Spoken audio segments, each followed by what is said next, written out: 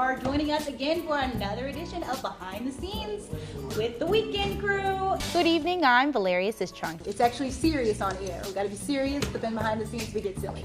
Heavy rain early this morning caused a lot of problems across the Tennessee Valley. One school program in California is helping students make physical fitness a lifelong goal. Somebody asked, is it stress-free doing your job? No, that's funny. Good one. Millie Rock. Uh-oh.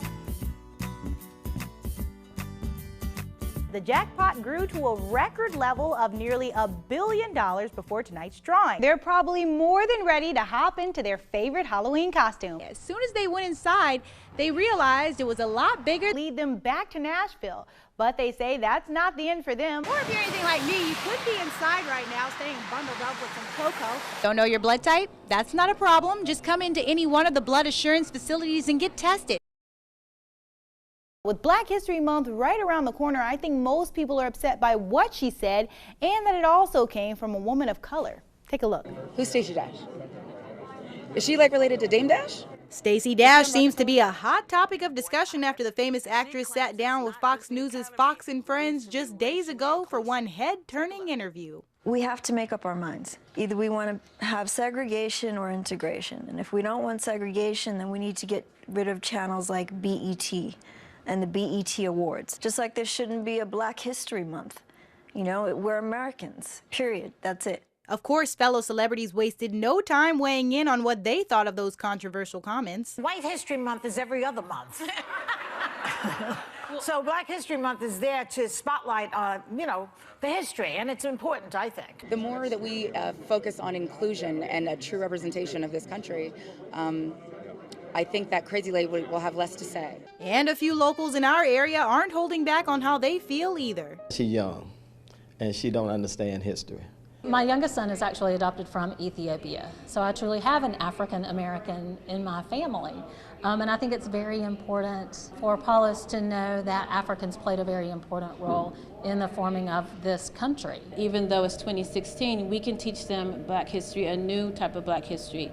There are new Black engineers and scientists and people that could become their mentors one day. Our history has been destroyed over a period of time, and we need to continue to teach it to not only ourselves, but we need to make sure our young people know from which they came, because a person without a history is a person doomed for destruction.